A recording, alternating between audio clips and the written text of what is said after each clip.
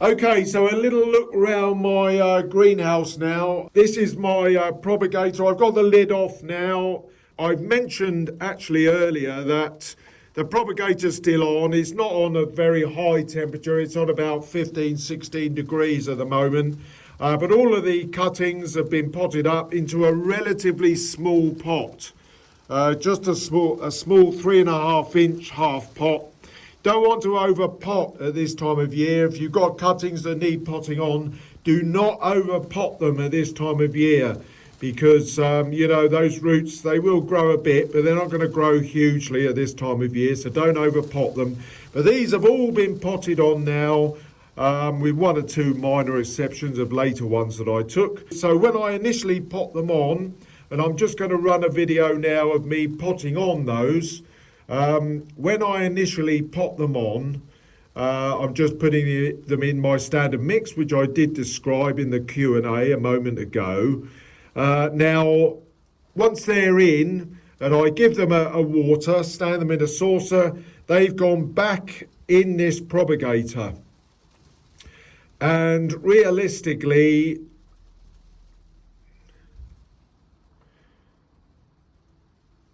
and the reason they have is not to give them too much shock from being watered and then being put out into a cold greenhouse. Minimum 5 degrees, as I mentioned earlier.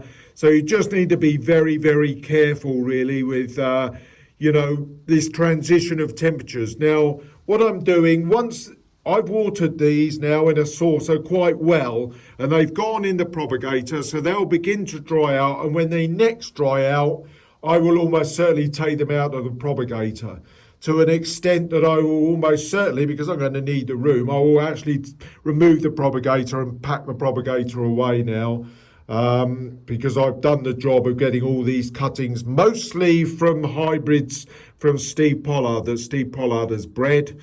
But it is quite crazy, actually. But I am a lover for a standard. I think growing a standard is brilliant, unusual, and I do love them. Now, I've mentioned my Regals. Here are all my Regals. They've grown on very well. And these will be stopped in a couple of weeks' time for the shows. Yeah, it's amazing to think that the time sped on. But you may remember going back to some of my videos that I did back in September. I was actually very, very concerned about them not getting to a certain size, but they've actually grown like wildfire. Generally been quite mild over our autumn, so everything's grown exactly as I would want it. And yeah, I'm thoroughly happy with where they are. They'll all be cut back, they'll be de-leafed to a certain extent, so these will be really reduced in size. Yeah, I've just realised, in case anybody's worrying, that is a gold leaf plant. It's really standing out like a sore thumb, but yeah, it's not got sort of severe magnesium deficiency or anything along those lines, or lack of light, which is common at this time of year. I realise growing in the, it is a gold leaf plant, so that's that one. But I realise it can be a problem growing in the UK because we've had a lot of cloud in recent months. It's been very dull in the UK. But yeah, I mean, there are sort of things you can do if you have got really bad mottled leaves. It's usually an indication that you're not feeding enough. And more often than not, it's a magnesium problem, which can be cured if it's really bad by giving a little dose of Epsom salts, just adding a little part of horticultural Epsom salts. I think I actually got some in my box here. Yes, it's this big box here. There we are, Epsom salts, foliage greener. That will help if you just put a teaspoon in a say a 10-litre watering can, couple of teaspoons, and that will help if you've got particularly pale leaves in green leaf plants. Obviously not ones that are like this, which are gold leaf plants.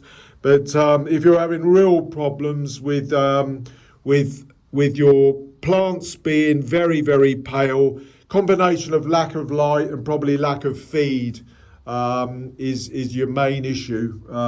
Because as I said, I'm using full strength feed at more or less every watering at the moment, but they're only getting it about once every fortnight, so 2 weeks. So it's important to keep your plants fed. First sign of any dead dying leaves have to be got off straight away. There's one. I am going through mine about once every 2 weeks or so at the moment. But there we are. So there we are. I'm still getting a few. I'm getting a few blooms come through that I'm enjoying and then taking off. Eventually, that's Shrivenham Crown, I think, that one. And that is another one of my seedlings. This is Shrivenham Star crossed with Bold Cherub. And I've got a really zoned plant with a slightly darker Bold Cherub type bloom. And I'm really happy with that one. That's going to be a new Shrivenham. A slightly darker one, Shrivenham Rose, that's flowering, that's doing quite nicely. And I've got some ordinary Shrivenham Stars, young Shrivenham Stars that are growing here. It's interesting to note on the Facebook page, one of our members' Facebook page, I think it was, somebody had a few issues with one or two of the Shrivenham plants. And the interesting thing with them, keep them very dry. They don't like being over wet in the winter.